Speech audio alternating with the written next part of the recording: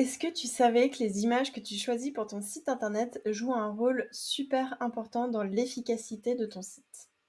Dans cette vidéo, je vais t'expliquer pourquoi tes images sont si importantes, où les trouver et comment les sélectionner pour captiver ton client idéal. Si jamais tu préfères regarder une version écrite, n'hésite pas à aller dans la description, tu auras le lien vers la retranscription en article.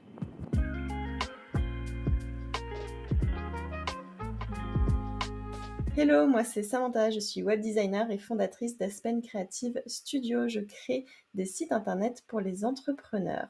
Si jamais tu veux faire ton site en autonomie, j'ai des templates de sites internet pour toi avec un accompagnement vidéo. Et si jamais tu préfères déléguer, je propose également mes services. Sache que je suis spécialisée dans la plateforme Showit et je suis Showit Design Partner depuis avril 2023. Donc si jamais tu veux des astuces et des conseils site internet, c'est par ici. Et si jamais tu veux des tutos Showit, c'est également ici. Les statistiques ne mentent pas. Les images ont un impact énorme sur l'expérience des visiteurs sur ton site. Selon une étude de Visual Teaching Alliance, 90% des informations transmises au cerveau sont visuelles. 90%. Et les images sont traitées 60 000 fois plus rapidement que le texte. Du coup, c'est très important de te rappeler que tu n'as que quelques secondes pour faire une bonne première impression et donner envie de scroller ou de cliquer sur ton site internet pour que l'internaute parcourt ton site. Ça signifie donc que tes images peuvent profiter de ces quelques secondes d'attention pour capter l'attention et donner envie d'en savoir plus et d'explorer. Donc les encourager à rester plus longtemps sur ton site et donc les amener vers une conversion, vers une prise de contact, vers un abonnement à ta newsletter, etc., etc. Tout d'abord, on va voir pourquoi envisager de faire un shooting photo professionnel. Si tu peux investir auprès d'un photographe professionnel, ça peut être super pour toi parce qu'en fait, ça va te permettre de vraiment véhiculer ton personal branding, ta propre image de marque. Tu vas avoir avec un shooting photo professionnel une base de photos que tu pourras utiliser sur tout ton site et aussi tes différents supports pour créer une harmonie et une cohérence entre tous ces supports. En plus, des photos professionnelles, en général, ce sont des photos de qualité qui du coup vont renforcer ta crédibilité, la crédibilité de ton entreprise et te démarquer de ta concurrence. Si jamais tu pars sur cette voie, je te conseille de préparer en amont un tableau d'inspiration. J'ai pensé à toi et j'ai préparé un tableau Pinterest justement autour des séances photos pour du personal branding pour que tu puisses piocher dedans des exemples qui te plaisent. Donc n'hésite pas à le parcourir et épingler les inspirations qui te parlent et n'hésite pas à t'abonner aussi à mon compte Pinterest pour avoir plein d'autres conseils et d'inspiration autour du site internet. Le fait de faire ce tableau d'inspiration, en fait, ça va t'aider à déterminer le style que tu recherches et donc ça va t'aider à choisir ton photographe en fonction de ça. Tu vas pouvoir comme ça lui montrer, en fait, une fois que tu l'as choisi, ce que tu aimerais faire comme pose, comme ambiance, comme mise en scène et lui, ça lui donnera une meilleure idée vers quoi vous voulez aller pendant votre séance photo, en fait. Ensuite, il est super important aussi de connaître ton client idéal pour orienter ta sélection en fonction de lui. Lorsque tu vas faire une séance photo ou alors choisir des images pour ton site, il faut garder en tête ton client idéal parce que le but, c'est de lui parler à lui, de l'attirer lui. Donc, qui est ton client idéal? Qu'est-ce qui l'attire? Quel style de vie est-ce qu'il mène? Etc. Vraiment, c'est important d'essayer de visualiser ton client idéal et de comprendre ce qui pourrait le séduire pour choisir en fonction. Ça va t'aider à choisir des images qui vont lui parler, qui vont permettre d'établir un lien émotionnel avec lui et du coup, ça va renforcer ton image.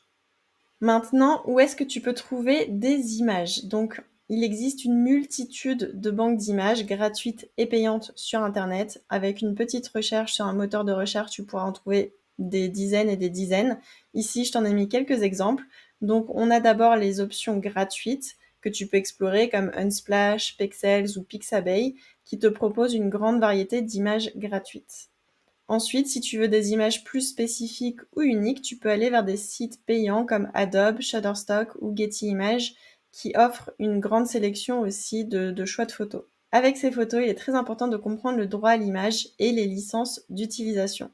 Lorsque tu utilises des photos qui proviennent de sources externes comme les banques d'images dont on vient de parler, c'est important de comprendre les règles en fait relatives au droit à l'image et aux licences d'utilisation qui sont spécifiques en fonction des sites et des photographes. Donc, je te conseille vraiment de vérifier les conditions d'utilisation associées à chaque image que tu télécharges pour t'assurer de respecter les droits d'auteur et pour t'éviter tout problème juridique. Attention, en fonction des licences, tu pourras avoir le droit ou non de les modifier. tu pourras avoir le droit ou non de les utiliser à des fins commerciales, donc c'est vraiment important de regarder. Je t'ai mis du coup ce que dit Unsplash et Pexels sur leur site pour que tu puisses avoir des exemples. Donc au niveau d'Unsplash, on voit que toutes les photos peuvent être téléchargées, utilisées gratuitement, utilisation commerciale et non commerciale, etc. Donc ça te détaille tout. Et sur Pexels, à droite, on voit aussi ce qui est autorisé et ce qui n'est pas autorisé. Donc tu peux trouver ça très facilement sur les sites en question pour t'assurer que tu télécharges des photos que tu auras le droit d'utiliser. Idéalement, c'est bien aussi de créditer le photographe dont tu vas utiliser les photos. Donc ce que je fais personnellement sur les templates de site internet du studio, c'est que dans le footer, donc au pied de page, je mets une mention qui dit que les photos viennent de tel photographe avec un lien vers son compte Unsplash, Pexels ou autre pour le créditer. Tu peux aussi mettre ça dans les mentions légales, par exemple, de ton site pour que l'on puisse voir d'où viennent tes photos, que ça permette de donner de la reconnaissance au photographe qui a fait un travail que tu utilises du coup gratuitement, mais pour lui permettre de faire connaître son travail, de trouver des contrats payants. Donc c'est vraiment très sympa et intéressant si tu peux le faire. Maintenant, on va voir des astuces pour créer une cohésion visuelle au niveau de tes images. Donc tout d'abord, choisis des images au format paysage et portrait afin de pouvoir varier les mises en page sur ton site internet. Donc paysage, c'est horizontal, portrait, c'est vertical. Je t'ai mis ici un petit exemple avec la capture du template Laurel pour te montrer pourquoi je dis ça. Tout simplement parce que on va avoir besoin de photos horizontales, du coup, haute définition, assez larges, pour mettre en fond, par exemple, de section. Comme là, on le voit tout en haut à gauche, c'est le fond entier de la section. Donc l'idéal, c'est d'utiliser une photo qui a déjà ce format horizontal pour avoir la meilleure qualité possible et un cadrage le plus proche possible. Ensuite, juste en dessous, on a des images au format vertical. Donc le fait d'alterner, ça permet de créer un peu de dynamisme et de changer la mise en forme pour que ce soit agréable à l'œil. Ensuite, si on regarde sur la droite, on a encore des images verticales. Et après, au niveau du portfolio, on a vertical et horizontal. Donc pareil, pour varier la mise en forme, pour continuer à capter l'attention, le regard, que ça reste intéressant en fait à scroller. On varie la mise en forme sans faire des caisses, mais au moins faire horizontal et vertical pour les différentes utilisations dont on a besoin et pour garder l'attention et rendre le site intéressant, c'est important. Ensuite, je te conseille d'utiliser des photos qui ont une bonne qualité, forcément. Et même si tu prends une photo qui a une bonne qualité, attention quand tu la compresses et que tu la redimensionnes parce que tu peux perdre en qualité et du coup te retrouver avec une photo qui soit pixelisée et qui donnerait une impression de mauvaise qualité. Donc vraiment, c'est important de compresser, de redimensionner pour le poids du site, mais fais attention à garder une bonne qualité pour que ton site n'en pâtisse pas au niveau qualité perçue. Ensuite, fais attention à la colorimétrie de tes images. On va voir ça plus en détail. Donc tout d'abord, tes photos doivent s'accorder avec ta palette de couleurs. Donc ici, je t'ai mis un exemple de mood board, on va dire, à gauche. Donc ce sont des photos que j'avais sélectionnées pour le template H que tu vois sur la droite. Donc ces images-là, j'ai fait un travail de sélection, de recherche par rapport à aussi une palette de couleurs. Donc là, si tu regardes, en fait, le orange, on le retrouve à plusieurs endroits. Déjà, les images ont une teinte assez chaude, c'est ce qu'on va voir juste après.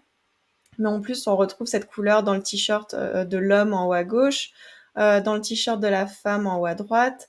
On le retrouve aussi sur la table, on retrouve un peu de orange. En bas à droite, on retrouve encore du orange. Ensuite, on a du beige, donc ça, c'est plus au niveau du ciel, de la couleur de peau, etc. On a du bleu qui rappelle les différentes jeans, mais aussi les choses qu'on peut voir sur le bureau. Ensuite, on a du gris foncé qui rappelle les arbres ici sur la gauche, qui d'ailleurs, je ne l'ai pas dit, mais ils avaient aussi du orange. Donc le gris foncé, on le retrouve à beaucoup d'endroits, ça permet de créer du contraste et puis de toute façon le gris foncé là c'était surtout pour utiliser en niveau typographie. Donc on voit qu'il y a une harmonie entre ces différentes images qui représentent des choses différentes. On a une forêt, on a un couple, on a une photographe, on a une femme seule et on a aussi un bureau. Mais toutes ces photos ont une certaine harmonie parce qu'on a la même palette de couleurs qui se retrouve et du coup la même colorimétrie. Donc la colorimétrie, on la retrouve ici. Donc la colorimétrie, ça va être les couleurs qu'utilise ta photo, ton image, mais aussi la température, la chaleur en fait. Donc ici, c'est très flagrant. On a à gauche une image plutôt froide et à droite une image plutôt chaude. Donc c'était vraiment pour t'illustrer la différence. Et ça, en fait, tu vas le retrouver quand tu vas rechercher des photos et des images. Tu vas avoir des photos et des images qui ont des teintes plutôt froides ou chaudes, des traitements de photos froids ou chauds. Et du coup, pour que ton site soit cohérent, c'est important d'avoir ça en tête et de faire attention que tu aies plutôt que des teintes chaudes ou que des teintes froides, si jamais c'est ton souhait, pour que ce soit cohérent et que ça clash pas en fait.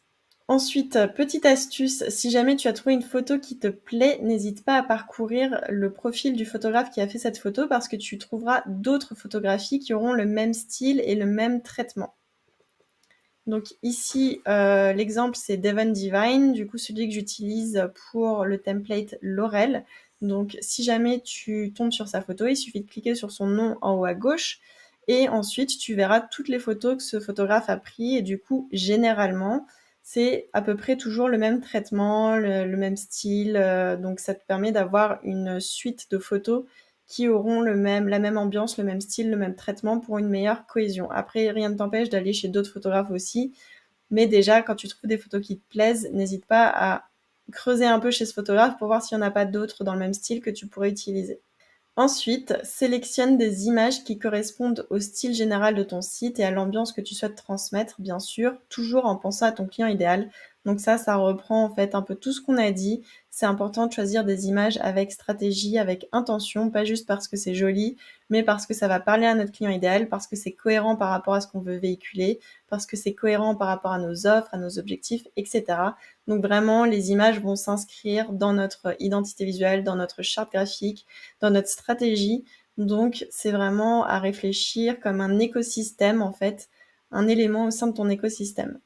Pour conclure, je te dirais que en tant qu'entrepreneur, tu as la possibilité de créer un site internet qui te représente vraiment et qui attire aussi ton client idéal. C'est en choisissant soigneusement en fait tes images avec tout ce qu'on a vu dans cette vidéo et en connaissant ton public cible que tu vas pouvoir créer une cohésion visuelle, que tu pourras capter l'attention de tes visiteurs et de tes clients idéaux et du coup les inciter à rester plus longtemps sur ton site. Donc vraiment, prends le temps de sélectionner des images qui racontent ton histoire et qui inspirent la réussite pour que les personnes puissent se projeter, avoir envie de travailler avec toi, d'acheter tes produits, de te suivre, de s'inscrire à ta newsletter, etc. Si jamais tu as besoin d'aide pour piloter ton projet de création de site, n'hésite pas à télécharger Prep ton site, tu retrouveras le lien dans la description. C'est un espace Notion gratuit avec tous mes conseils et des checklists exhaustives de toutes les étapes dont tu as besoin pour mener à bien ton projet. Tu retrouveras aussi à l'intérieur de Prep ton site un petit template Canva pour faire un mood board, donc où tu pourras commencer à mettre tes images, ta palette, comme ce que je t'ai montré précédemment pour voir s'il y a une harmonie avant de te lancer sur ton site. Et du coup, ça te permettra en fait d'avoir un site stratégique et à l'image de ton business pour que tu puisses faire prospérer ton business. Et le fait d'avoir cette interface avec ces checklists, etc., ça va t'aider à rester motivé, à suivre ton avancée et à ne rien oublier. J'espère que cette vidéo t'a plu. N'hésite pas à t'abonner si tu as tenu informé des prochaines vidéos et je te dis à très bientôt.